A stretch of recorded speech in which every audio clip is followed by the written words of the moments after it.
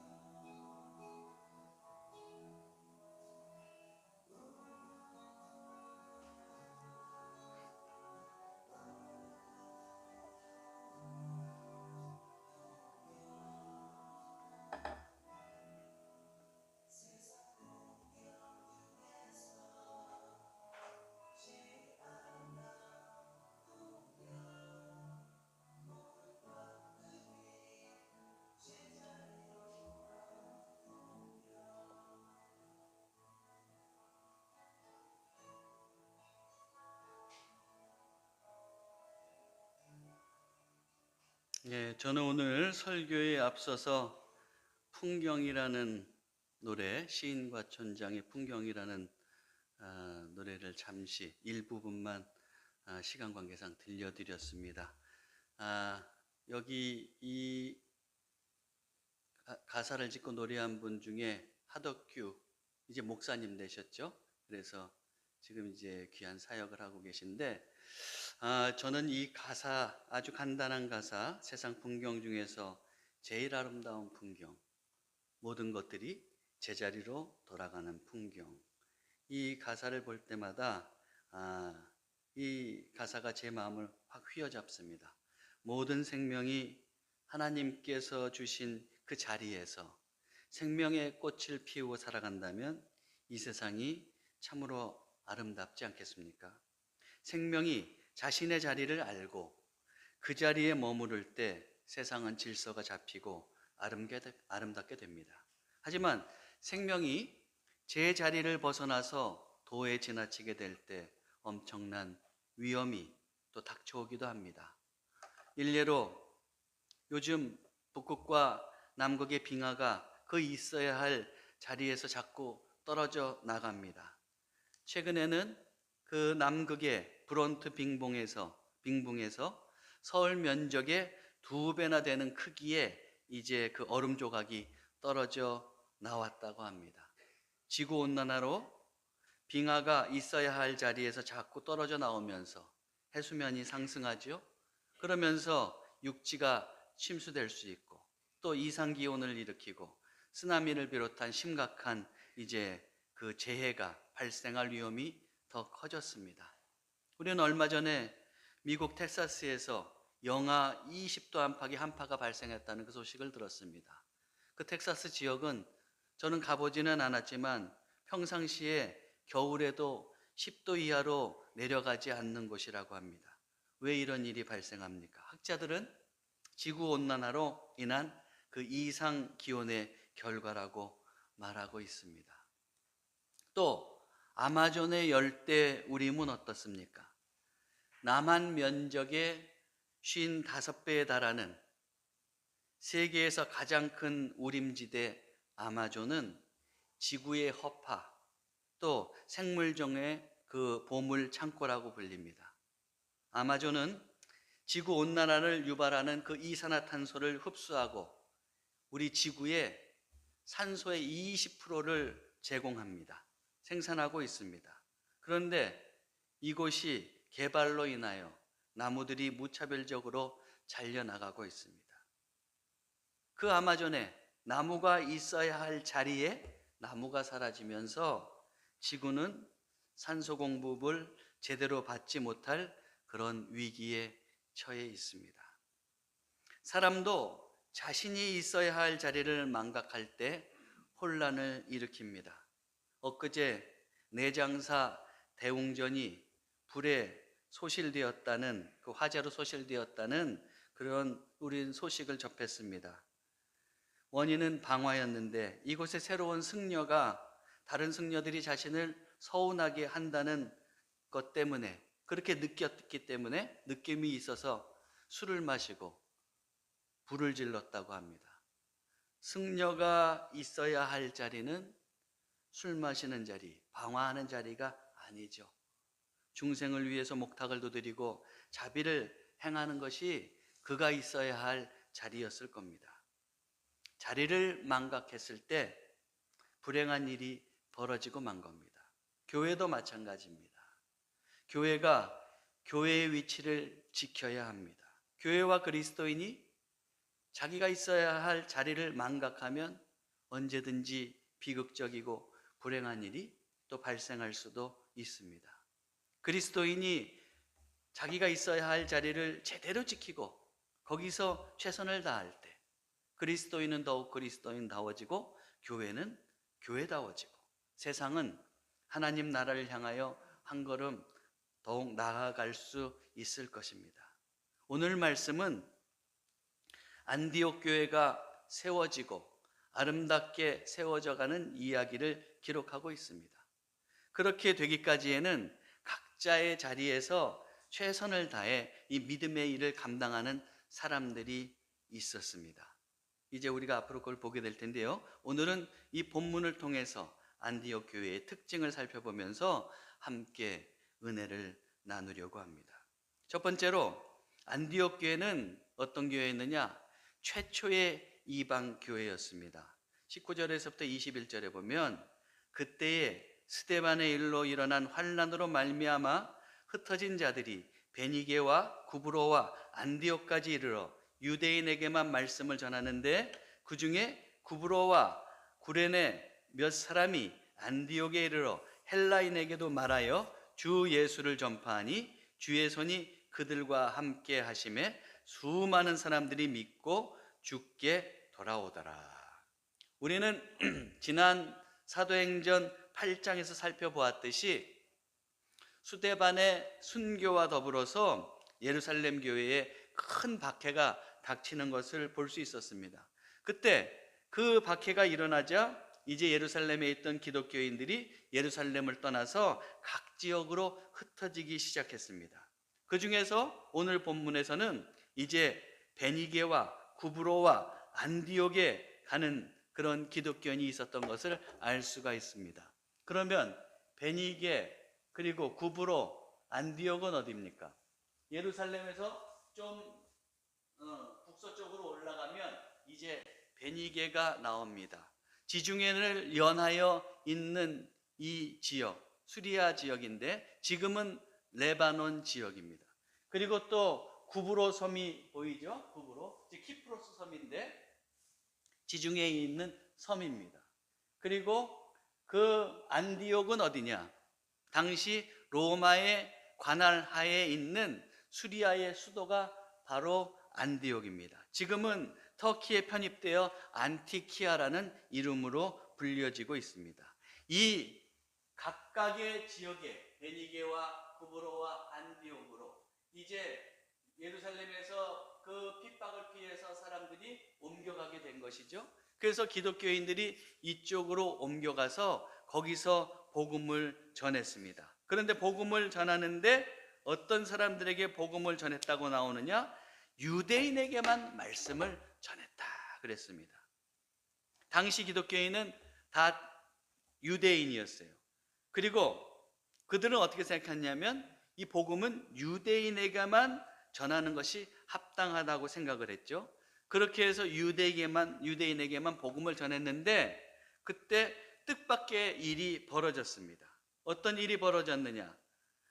안디옥에서 이방인에게도 복음이 전하는 일이 일어난 거예요. 구브로와 아까도 봤지만 키프로스 섬, 그리고 구레네, 북아프리카의 도시 구레네. 이제 유대인으로서 이쪽에서 생활하는 사람들이 있었던 거죠. 그러다가 이 사람들이 예루살렘에 이제 오순절 때 왔다가 거기서 복음을 전해 듣고 그리고 기독교인이 된 거죠. 기독교인이 됐습니다. 그런데 이렇게 구레네에 살았던 사람들, 또 구브로에 살았던 사람들, 그리고 기독교인이 된 사람들이 안디옥으로 가서 몇몇 사람들이 어떻게 했느냐 하면 그때까지 관습적으로 이방인에게는 복음을 전하지 않았는데 몇몇 사람이 이방인, 즉 헬라인에게 복음을 전하는 일이 일어난 겁니다. 그리고 그때 그렇게 복음을 전했을 때 하나님의 손길이 함께 하셔가지고 수많은 헬라인들이 복음을 받아들이고 주님께로 돌아오는 일이 일어났습니다. 이로 인하여서 이제 이방 지역에 최초로 교회가 생기게 된 겁니다. 물론 우리가 지난 10장에서 보았듯이 베드로가 고넬료 집에서 복음을 전함으로 인하여서 그 고넬료를 비롯한 이방인들이 이제 그리스도인이 된 것을 알 수가 있었어요. 그래서 그들도 이제 그리스도인이 되고 거기도 2명 이상의 그런 공동체가 되었기 때문에 교회가 세워졌을 겁니다. 그러나 고넬료의 집은 가이사랴에 있었어요.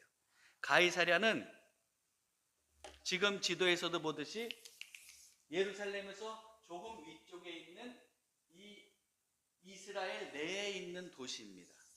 그러므로 이방 지역에 최초로 세워진 교회일 수는 없는 것이죠. 그런데 안디옥은 수리아에 속한 도시예요. 이스라엘 지역 밖에 있는 도시입니다. 그러므로 이 안디옥의 이방인에게 복음이 전해지면서 이방 지역에 최초로 교회가 생기게 된 것입니다. 그런데 이런 일들이 언제 일어났어요? 그때에. 이 그때가 언제입니까? 18절에 보면 앞절에 보면 이렇게 돼 있어요. 그들이 이 말을 듣고 잠잠하여 하나님께 영광을 돌려 이르되 그러면 하나님께서 이방인에게도 생명 얻는 기회를 주셨도다 하니라. 지금 11장 1절에서부터 18절을 보면 어떤 내용이 나옵니까? 베드로가 고넬료 집안에게 이제 세례를 베푼 다음에 복음을 전하고 세례를 베푼 다음에 예루살렘 교회에 이르렀잖아요. 그때 예루살렘 교인들이 막 항의하지 않습니까? 아니 당신이 어떻게 이방인의 집에 들어가서 그들과 함께 거할 수 있느냐, 같이 음식을 먹을 수 있느냐, 그리고 복음을 전할 수 있느냐 막 항의했어요. 그때 베드로가 어떻게 했습니까? 찬찬히 잘 설명했죠. 자기의 환상 겪은 일, 그리고 또 그들에게 복음을 전할 때 그들이 성령 받는 일, 성령, 우리하고 똑같은 성령 받는 일을 보면서 우리가 어떻게 세례를 주지 않을 수 있겠느냐, 그러면서 세례를 주었다. 이런 것들을 자초지종을 잘 설명했을 때, 그때 이제 예루살렘 교인들이 보임 반응이 18절에 적혀 있는 거예요. 그거를 다 듣고 잠잠하게 된 거죠. 그러면서 하나님께 비로소 영광을 돌립니다. 그러면서 하나님께서 이방인에게도 이제 생명을 얻는 회개를 주셨구나. 이방인에게 이제 복음을 전해도 되는구나. 그러면서 예루살렘 교회가 공식적으로 이방 선교를 공인한 거예요. 인정한 거예요. 그걸 그렇게 인정했을 그때에 어떤 일이 일어납니까? 안디옥 교회까지 가서 이방인에게 복음 전하는 일이 일어난 거예요. 이 시기가 정말 절묘하지 않습니까? 저는 절묘하다고 봐요. 왜 그렇습니까? 만약에 베드로가 예루살렘 교회에 이르러서 그 이방인에게도 복음 전하는 것을 인정받지 못했다고 한다면, 그런 일이 일어나지 않고 만약에 안디옥에서 헬라인에게 복음 전하는 일이 일어났다고 한다면 예루살렘 교회에서 그 소식을 듣고 펄펄 뛰었을 거예요. 그러면서 어떻게 했습니까? 심지어는 그 안디옥을 향하여서, 안디옥 기독교인을 향하여서 이방인에게 복음을 전하지 말라 하면서 금지했을지도 몰라요. 근데 그 이전에 어떤 일이 있었어요? 교회의 최고 지도자인 베드로가 이방인과 함께 머무르면서 그들에게 복음을 전했잖아요. 그러면서 그것을 교회에 잘 이해를 시켰잖아요. 그래서 인정받지 않습니까? 그러니까 이제 안디옥 교회가 세워지고 이렇게 이방의 교회가 세워지는 것도 문제가 되지 않는 거예요. 이처럼 하나님은 당신의 계획을 한치의 오차도 없이 진행해 가십니다. 인간이 하는 일은 아무리 완벽하게 진행하려고 해도 생각지 않은 데서 문제가 발생하기도 합니다. 그러나 하나님께서 개입하시면 달라집니다. 문제가 발생하다가도 해결됩니다. 위기에 처할 것 같은데 절묘하게 이끌어 가심으로, 그렇게 하나님께서 이끌어 가심으로 결국에는 하나님 뜻대로 이루어지게 됩니다. 그러므로 우리는 오늘 본문을 보면서 다시 한번 기억해야겠어요. 우리에게 무슨 일이 주어졌을 때 하나님께서 진행해 가시도록 해야 합니다. 나의 계획, 나의 지혜만으로 모든 것을 하려고 하고 그것을 의지할 것이 아닙니다. 주님의 지혜를 의지하고 주님의 손길을 의지해야 합니다. 무슨 일을 하든 하나님께 맡기고 하나님께서 그 뜻하신 대로 진행해 가시도록 그렇게 우리는 내어드려야 됩니다. 그래서 여러분들도 하나님의 인도하심을 받고 승리하는 삶을 살아가시기를 바랍니다. 자, 안디옥 교회는 지금 이방의 최초의 이방 교회라 그랬습니다. 그런데 지금 살펴봤듯이 이 이방 교회, 안디옥 교회에 누가 복음을 전했다고요? 누가 전했어요? 구브로와 구레네에서 온 몇 기독교인, 몇 사람의 기독교인이 전했잖아요. 이름을 알고 싶은데 이름도 안 나와요. 이름조차 알 수 없습니다. 이 무명의 그리스도인들이 자신이 머물렀던 그 안디옥에서 열정을 가지고 복음을 전했을 때 귀한 결실을 맺었습니다. 비록 이들의 이름은 우리는 알 수 없지만 하나님께서는 아실 겁니다. 그리고 그들이 하나님 앞에 이르렀을 때 그들을 귀하게 칭찬해 주시고 그들에게 귀한 상급을 주셨을 겁니다. 여러분, 그리스도인은 사람들에게 보이려고 일하는 사람들이 아니에요. 오늘 굳이 이름을, 이 누가가 이렇게 안디옥 교회에 보낸 그 복음을 전한 사람들의 이름을, 그 귀한 이름을 밝히지 않는 이유가 어디에 있겠습니까? 이름이 밝혀질 수도 있지만 그리스도인들은 내 이름이 밝혀지는 것, 그것에 연연하지 않는 사람들이라는 거죠. 오직 하나님을 기쁘시게 하기 위해서 일하는 사람들이 그리스도인입니다. 예수님께서 이렇게 말씀하셨어요. 마태복음 6장 1절을 보면 뭐라고 그랬느냐? 사람에게 보이려고 그들 앞에서 너희 의의를 행하지 않도록 주의하라. 그러지 아니하면 하늘에 계신 너희 아버지께 상을 받지 못하느니라. 사람에게 보이려고 일을 하고, 그래서 사람의 인정을 받고 사람이 칭찬해 줬어요. 그러면 상을 이미 사람에게 받은 거예요. 그래서 하나님께로부터 받을 상이 없습니다. 사람이 주는 칭찬과 상에 집착하지 마십시오. 그리스도인은 그런 거에 집착하는 사람들이 아니에요.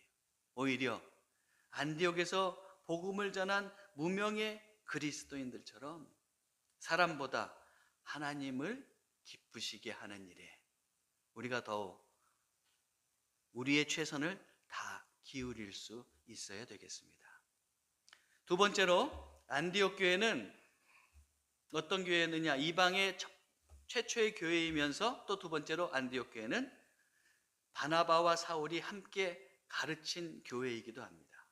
자, 22절에서 24절 보면 예루살렘 교회가 이 사람들의 소문을 듣고 바나바를 안디옥까지 보내니 그가 이르러 하나님의 은혜를 보고 기뻐하여 모든 사람에게 굳건한 마음으로 주와 함께 머물러 있으라 권하니 바나바는 착한 사람이요 성령과 믿음이 충만한 사람이라. 이에 큰 무리가 주께 더하여 지더라.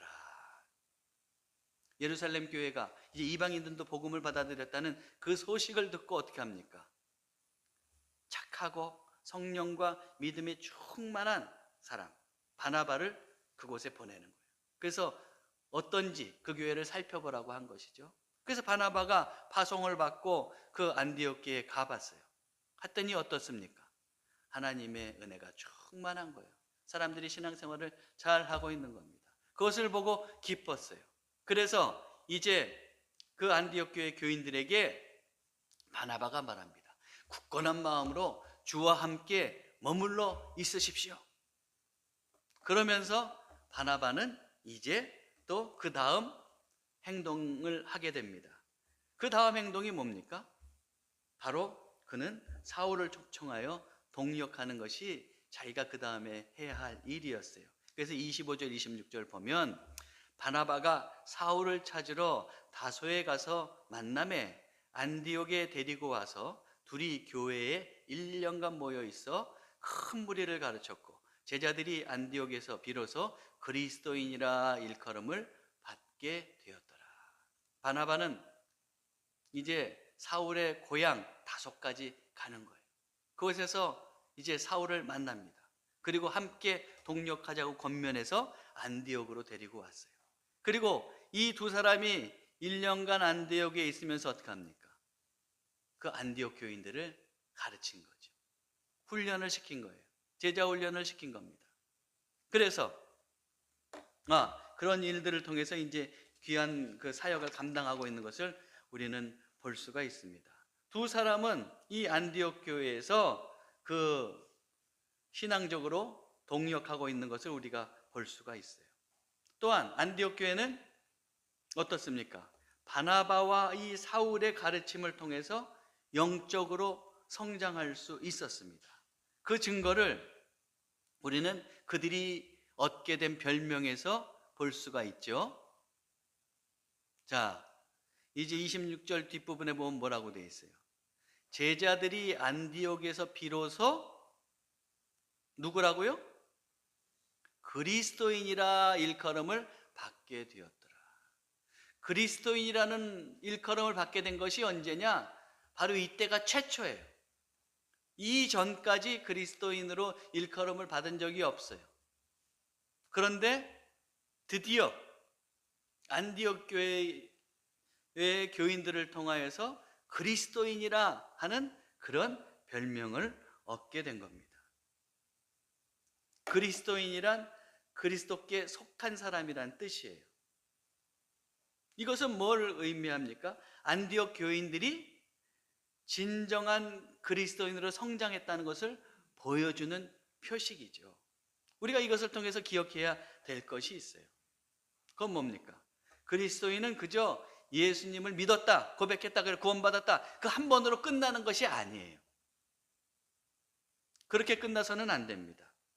계속해서 영적인 가르침을 받고 성장해 가야 합니다.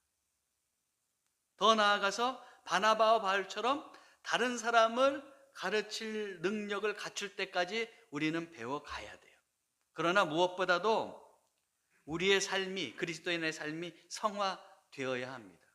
그리하여 안디옥 교인들이 주위 사람들로부터 그리스도인이라고 일컬음을 받았던 것처럼 우리도 믿지 않는 사람들로부터 참된 그리스도인이라고 인정받을 수 있어야 됩니다. 이를 위해서 우리에게 필요한 것이 무엇이겠습니까? 바나바는 아까 안디옥 교인들에게 이렇게 권면한 적이 있어요. 굳건한 마음으로 주와 함께 머물러 있으라 그랬잖아요. 내가 진정으로 성장하고 성화하려면 어떻게 해야 됩니까? 늘 주님과 함께 머물러 있을 수 있어야 돼요. 내가 내 힘으로 성장하고 성숙할 수 있는 것이 아닙니다. 예수님 안에 머물러 있을 때 우리는 진정으로 성숙하고 성화의 삶을 살아가고 성장할 수 있어요. 나 혼자 힘으로 하려고 할 때 조금 됐다 싶으면 사람이 어떻게 되는 줄 아세요? 교만해져요. 그리고 추락하고 맙니다. 그러나 주님 안에 있을 때에 우리는 생각하는 것, 말하는 것, 우리의 성품이 주님을 닮아가려고 하면서 성화의 삶을 살아갈 수 있는 겁니다. 사랑하는 성도 여러분, 믿음을 고백했다면 여러분들 계속해서 성장해 가시기 바랍니다. 진정한 성장을 위해서 여러분들 예수님 안에 머무르시고 예수님 안에 거하시기 바랍니다. 그리하여 믿음에 있어서 성장하고 더욱더 성화된 그런 아름다운 그리스도인이 되시기를 바랍니다. 세 번째로 안디옥 교회는 어떤 교회였느냐? 도움을 받는 교회에서 이제 도와주는 교회가 되었어요. 그렇게 성장했습니다. 오늘 말씀 27절 28절 보면 그때의 선지자들이 예루살렘에서 안디옥에 이르니, 그때는 언제예요? 바나바와 사울이 그 교인들을 가르치고 그래서 교인들이 성숙해져서 그리스도인이라고 그렇게 일컬음을 받는 그때에 선지자들이 예루살렘 교회에서 안디옥에 왔습니다. 일단의 선지자 그룹들이 왔어요. 선지자란, 이 당시에 초대교회 선지자란 어떤 사람들이느냐? 이제 그 사람들에게 영적으로 권면하고 예언하는 사람들이 있었어요. 여기저기 돌아다니면서 그런 일들을 감당하는 사람들이 있었어요. 그런 사람들을 가리켜서 선지자라고 그랬는데 그 선지자들이 안디옥 교회에 이른 겁니다. 근데 그 중에 아가보라고 하는 사람이 있어요. 그 중에 아가보라 하는 한 사람이 일어나 성령으로 말하되 천하에 큰 흉년이 들리라 하더니 글라우디오 때에 그렇게 되니라. 천하에 큰 흉년이, 이스라엘에 흉년이 들 거다, 그런 예언을 했는데 실제로 클라우디우스, 이제 우리 성경으로는 글라우디오 때에 정말로 흉년이 들었어요. 이 글라우디오 황제는, 로마 황제는 주후 41년에서 51년 그 사이에 이제 다스렸는데 그때에 흉년이 든 겁니다. 이것으로 인해서 예루살렘 교회가 참 많이 어려워졌어요. 힘이 들게 되었습니다. 이때 안디옥 교회는 어떤 반응을 보입니까? 29절 30절 보면 제자들이 각각 그 힘대로 유대에 사는 형제들에게 부조를 보내기로 작정하고 이를 실행하여 바나바와 사울의 손으로 장로들에게 보내니라. 여기서 제자들, 이건 뭐예요? 안디옥 교회의 교인들, 그리스도인들을 얘기하는 거예요. 여러분들 꼭 기억해야 될 것은 용어에 있어서 이제 복음서에서 제자들 하면 12제자를 보통 말하지만 사도행전에서 제자들 그러면은 믿는 그리스도인들을 제자들이라는 표현을 씁니다.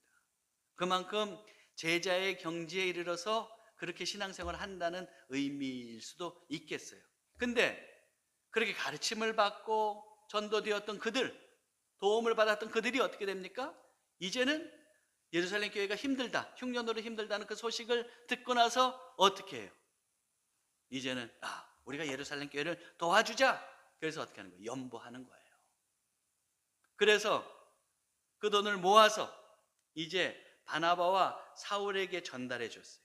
그래서 그것을 가지고 이제 예루살렘 교회에 이르러서 바나바, 사울이 예루살렘 교회 장로들에게 전달해 주는 것이죠.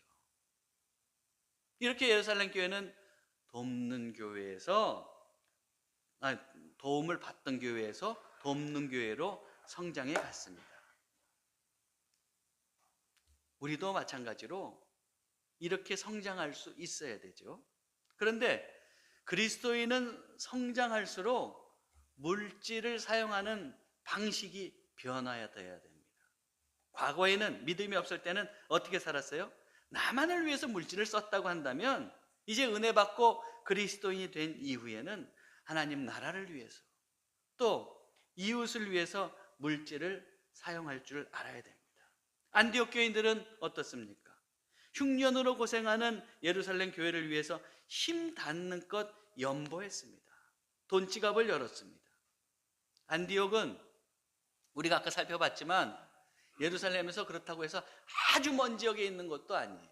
그러면 이스라엘에 흉년이 있었다고 한다면 안디옥에도 그 여파가 없었겠습니까? 저는 그건 아니라고 봐요. 거기에도 여파가 있었을 것 같아요. 그럼에도 불구하고 안디옥 교인들은 힘 닿는 것 예루살렘 교회를 도왔습니다. 고귀한 자기 희생이 있었습니다. 믿음이 성장했다고 하는 것은 무엇입니까? 성경을 많이 알고 믿음의 지식을 현란하게 말하면 성장한 것입니까? 물론 그것도 필요하지요. 그렇지만 무엇보다도 나를 희생하며 어려운 처지에 있는 사람들을 돕고 주님의 일을 위해 돈지갑을 열 수 있는 사람이 진정으로 성장한 사람입니다. 종교개혁자 마틴 루터는 세 가지의 회심을 이야기했어요. 첫 번째는 마음의 회심, 두 번째는 정신의 회심, 세 번째는 돈지갑의 회심입니다. 돈을 다루는 생활까지 회심해야 진정한 회심입니다.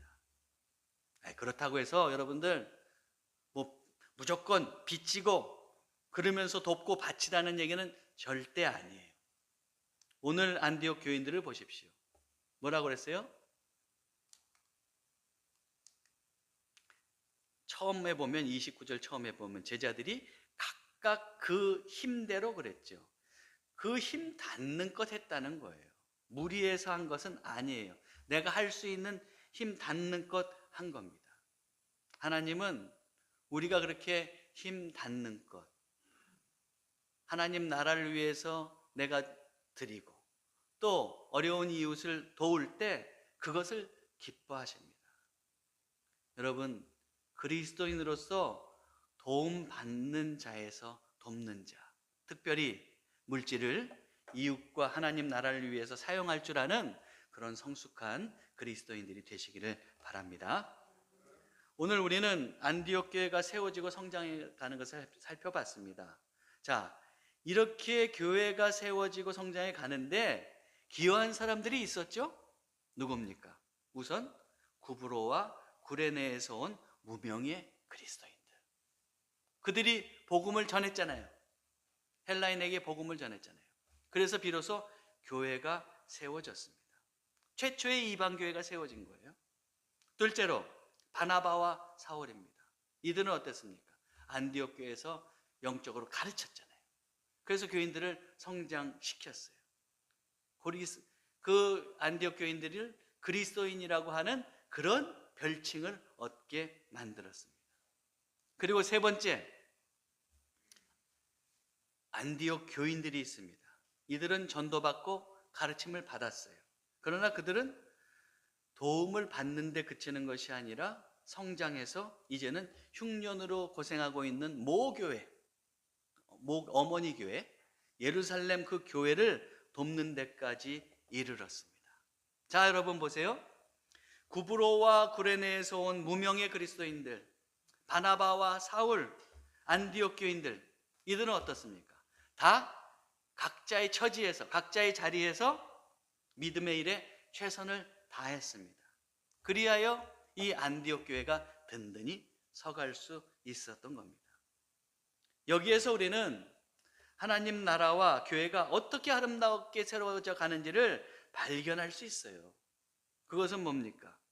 교회를 이루고 있는 우리들, 우리 각자가 우리 각자의 자리에서 믿음의 사람으로서 최선을 다할 때, 하나님 나라를 위해서, 교회를 위해서 기도하고 최선을 다할 때에 어떻게 됩니까? 교회는 교회답게 세워지고 또 하나님 나라는 성큼 한 걸음 우리에게 더 가까이 다가올 수 있을 것입니다. 저는 맨 처음에 시인과 천장의 풍경이라는 그런 노래를 들려드렸습니다. 그 노래의 가사처럼 제자리에서 그리스도인으로서 최선을 다할 필요가 있습니다. 하나님 나라와 교회를 위한다고 할 때에 자꾸 특별한 것만 생각하지 마십시오. 여러분의 자리에서 그리스도인으로서 최선을 다할 때, 그것을 통해서 교회가 성장하고 하나님 나라는 세워져 갑니다. 우리는 그 안디옥 교회에 복음을 전했던 그 무명의 그리스도인들처럼 우리의 자리에서 아직까지 복음을 접하지 못한 사람들, 믿지 않는 사람들에게 복음을 전할 수 있습니다. 또 바나바와 사울처럼 연약한 믿음의 사람들을 위로하고 그들을 가르치고 권면할 수 있습니다. 더불어서 성장한 안디옥 교인들처럼 주변에 어려운 사람들을 돕고 또 하나님께 드리는 그런 삶을 살아갈 수도 있습니다. 다 각자의 자리에서 우리가 하나님 나라와 교회를 위해서 최선을 다할 때, 비록 한 사람이 하는 일은 연약해 보이지만 하나님께서 귀하게 역사하심으로 그 귀한 헌심을 받으시고 당신 뜻대로 위대한 일을 펼쳐 가실 겁니다. 여러분, 르네상스를 대표하는 화가 미켈란젤로를 다 잘 아실 거예요. 그가 1508년에 교황 율리우스 2세로부터 시스타 성당 그 천장화를 그리라는 그런 명령을 받았어요. 그 넓이가 이제 200평 정도 되는 그 큰 성당 천장에 그림을 그려야 했습니다. 미켈란젤로는 이 작업을 하기 위해서 사람들의 성당 출입을 4년 동안 이제 막고 금지하고, 그리고 어떻게 합니까? 오직 그 천장에 매달려서 그 그림을 그리는데 두문불출하고 다 최선을 다해 전념했습니다. 그리하여서 그가 완성한 것이 뭡니까? 바로 천지창조라고 하는 그런 그림이죠. 그래서 우리가 잘 아는 이 그림이 여기에도 있는 거예요. 지금 저기 그려져 있는 것 가운데에 이 뒷부분의 그림, 아담과 하나님이 이렇게 손을 맞대려고 하는 그림이 있는데 그 나중에 한번 여러분들이 인터넷으로 찾아보셔도 좋을 것 같아요. 자, 그런데 이렇게 이 천지창조 이 그림을 이제 막바지에 이르러서 이제 작업을 하고 있을 때 한 친구가 찾아왔어요. 보니까 미켈란젤로가 아직도 그 받침대에 의지해서 천장 벽화를 그리고 있는 거예요. 그때 이 친구가 미켈란젤로에게 말합니다. 이보게 친구, 잘 보이지 않는 그런 구석을 정성 들여서 그렇게 그릴 필요가 있는가? 그렇게 정성을 다 기울인다고 누가 알아주는가? 그랬을 때 미켈란젤로가 아주 무심하게 이렇게 얘기합니다. 바로 나 자신이 안다네. 구석에 있는 거 저 사람들은 몰랐지라도 나는 안 되는 거예요. 미켈란젤로는 내가 알기에 어느 것도 소홀히 할 수 없다, 그런 의미에서 말하고 있는 것이죠. 이런 내적 동기를 그래서 뭐라고 얘기하느냐? 미켈란젤로 동기라고 합니다. 우리도 만약에 미켈란젤로의 동기를 가지고 내가 알기에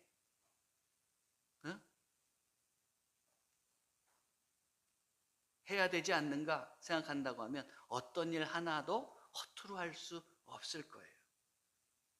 여러분, 그동안 여러분은 그리스도인으로서 하나님과 교회를 위해서 어떻게 살아오셨습니까? 여러분 보기에도 정말 인정할 정도로 여러분의 자리에서 최선을 다하셨습니까? 아니, 예수 그리스도께서 인정해 주실 정도로 최선을 다하셨습니까? 그리스도인은 미켈란젤로의 동기를 가지고 내가 알기에 하는 정도가 아니라 예수 그리스도께서 인정해 주시는 그런 삶을 살아가야 되지 않겠습니까? 예수 그리스도의 동기를 가지고 살아가야겠죠. 근데 어떠세요? 내 자리에서, 저와 여러분은 정말 자신의 자리에서 하나님 나라와 교회를 위해서 최선을 다했습니까? 한번 돌아볼 일이에요. 그리고 다시금 내 자리에서 오늘 말씀을 접하면서 정말 최선을 다해보자 한번 결심해 보시기 바랍니다. 그래서 우리가 다 각자의 자리에서 정말 최선을 다할 때 하나님께서 그 최선을 정말 놀랍게 합해 가시면서 이 교회를 든든하게 세워가실 거고 또 하나님 나라를 귀하게 세워가실 줄로 믿습니다. 모쪼록 여러분 자리에서 최선을 다하심으로 하나님께서 기뻐하시는 주의 백성들이 되시기를 주님의 이름으로 축원합니다. 기도하겠습니다. 하나님께서 주신 나의 삶의 자리를 소중히 여기게 하옵소서. 그 자리에서 하나님 나라를 위해서, 하나님 나라의 전처기지인 교회를 위해서 최선을 다하게 하옵소서. 사람에게 보이려고 하기보다는 예수님께서 인정해 주시는 그런 진정한 삶에 매진하게 하옵소서. 우리 주 예수 그리스도의 이름으로 기도하옵나이다.